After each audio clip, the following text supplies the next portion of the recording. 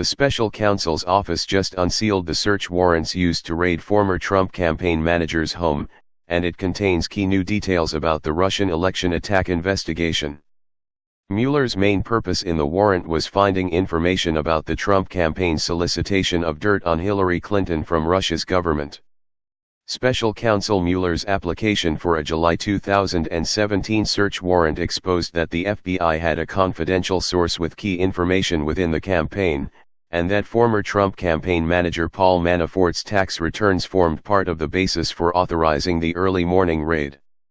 The search warrant exposes Manafort's close ties to a Russian oligarch so closely linked to the Kremlin that even the Trump administration sanctioned him for participating in Russia's 2016 election attacks against Hillary Clinton. Reuters reports, Russian Oleg Deripaska's relationship to Paul Manafort has one of the central focuses of the Mueller probe ever since last fall, when the former Trump campaign manager's emails to his former right-hand man in Ukraine, a suspected Kremlin spy, contained an offer of private briefings about the Republican presidential campaign.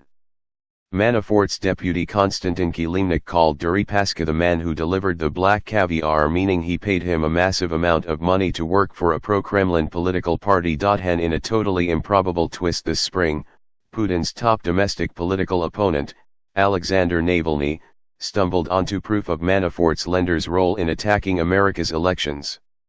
A Belarusian escort who took a trip on Deripaska's yacht for a sex party with him and a top Kremlin official published a complete book and social media video record of the two men discussing information obtained from Manafort via his indicted co-defendant Kilimnik.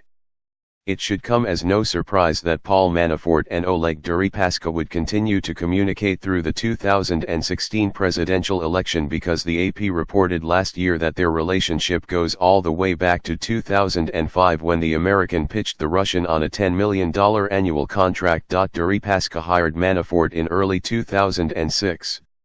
Now that Oleg Deripaska is sanctioned by the US, he's been forced to quit his role managing Russia's largest aluminum company, Rusal, which he assembled in an often deadly business environment during the 1990s. Konstantin Kilimnik has been indicted for witness tampering over his participation in Manafort's attempts to influence witnesses in the case to lie about key details of Mueller's indictments against him for concealing his unlawful foreign lobbying activity. Slightly less than 2 weeks ago, Paul Manafort had his bail revoked by a D.C. district federal judge for his role in the witness tampering scheme, which he is appealing to D.C. Circuit Court of Appeals. Now we know that Oleg Deripaska's $10 million loan to Paul Manafort sits at the center of Mueller's Follow the Money probe, which raises tremendous questions about the timing of loans from the Russian oligarch to Trump's campaign manager.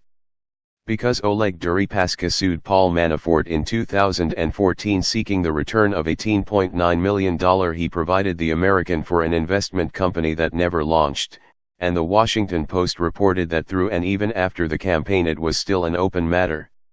If Deripaska was lending money to Paul Manafort after 2014 while he was supposedly suing him for disappearing with $18 million, the money trail could prove fatal to Trump's campaign manager's legal defenses. Just yesterday, the conservative Virginia federal judge who denied Paul Manafort's motion to dismiss tax and mortgage fraud charges wrote plainly that prosecutors were squeezing him to get to Trump. Today's news proves that Special Counsel Mueller's team of investigators has had the goods on Paul Manafort for a long time.